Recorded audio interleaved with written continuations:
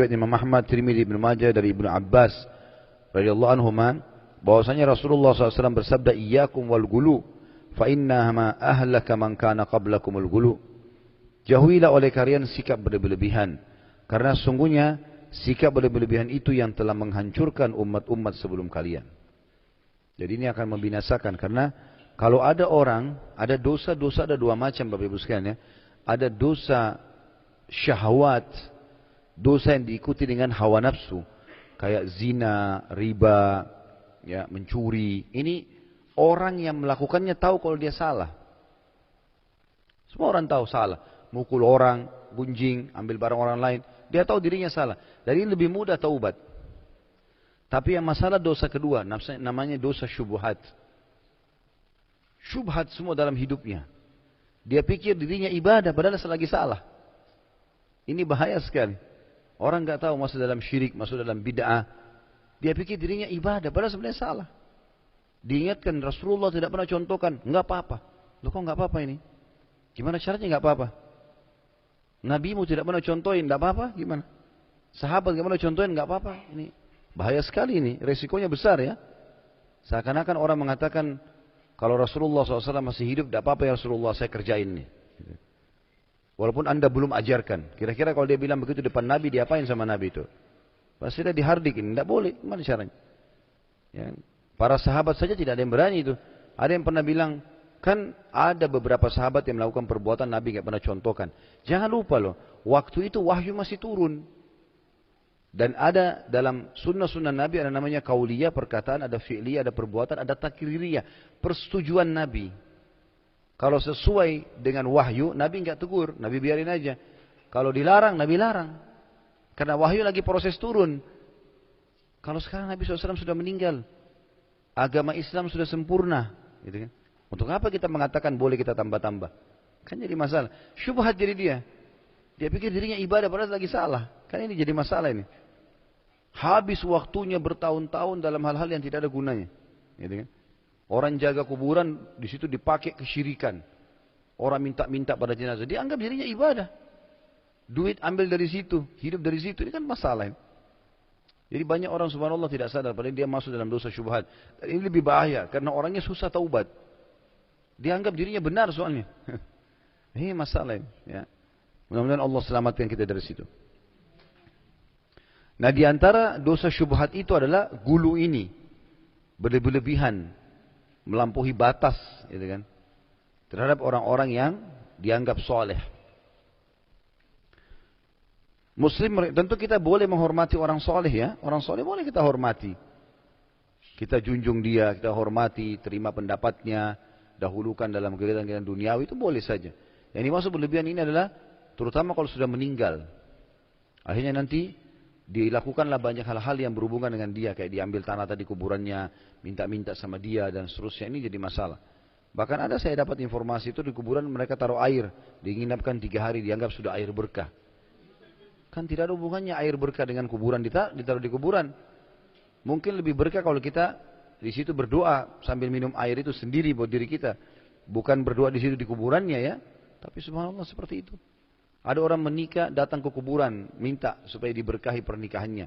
Karena ini kuburannya orang soleh. Tidak ada hubungannya sama sekali. Apa hubungannya itu? Ya, kuburan Nabi SAW di Madinah itu kalau tidak dijaga, Allahu a'lam bagaimana sudah. Itu dijaga saja masih banyak yang lolos. Ya. Kadang-kadang ada yang lempar kertas, kirim surat ke Nabi. Iya. Karena kalau selesai musim haji diperiksa kertasnya itu ada. Dalam bahasa Urdu, bahasa Inggris, bahasa Indonesia, ada dalam bahasa-bahasa daerah kita ada. Ya Rasulullah sembuhin penyakit saya. Ya Rasulullah mudahin jodoh saya. Mudahin rezeki saya. Kalau Rasulullah hidup ini sallallahu alaihi wasallam pasti ditegur. Nabi bilang sama sepupunya, Ibnu Abbas, kalau kau minta tolong hanya minta kepada Allah. Ya, kalau kau butuh punya hajat sampaikan hanya kepada Allah. Dulu ada satu sahabat datang ke Madinah begini, dia mengatakan, ya Rasulullah, saya sampai di sini, ya, dengan izin Allah dan izinmu. Maka kata Nabi SAW, tidak, hanya dengan izin Allah. Enggak ada hubungannya sama saya. Rasulullah SAW mulia, kita ikuti ajarannya. Tapi jangan kita gulu, jangan melampaui batas nanti. Hanya berlebih-lebihan gitu kan. Muslim juga meriwayatkan dari Ibnu Mas'ud radhiyallahu anhu. Ini semua tentu kita ambil dari hadis-hadis Nabi ya. Bukan dibuat-buat ini. Pernyataan-pernyataan ini adalah ada dalil-dalilnya. Kalau seandainya Rasulullah SAW tidak sebutkan seperti ini, berjaga-jaga jangan kita melebihi memuji beliau sampai melampaui Isa putra Maryam atau seperti itu, maka tentu tidak akan ada masalah. Kita akan memuliakan Nabi SAW, kenapa tidak? Dan kita harus bedakan di saat Nabi SAW masih hidup dan Nabi sudah meninggal ya.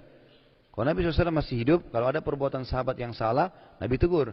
Kalau benar Nabi biarin. Seperti kasus misalnya Mu'adz bin Jabal radhiyallahu anhu. Dai-nya Nabi pergi ke Yaman. Waktu beliau pulang ke Madinah, beliau begitu lihat Nabi SAW langsung sujud di kakinya. Dia sujud ini hanya untuk Allah. Langsung kata Nabi SAW, berdirilah hai Mu'adz. Angkat kepalamu, diangkat. Kenapa kau buat itu? Kenapa kau sujud kepada saya? Kata Mu'adz, ya Rasulullah, di Yaman, orang kalau menghormati kepala suku, orang dituakan, maka sebagai bentuk penghormatan dia sujud di kakinya.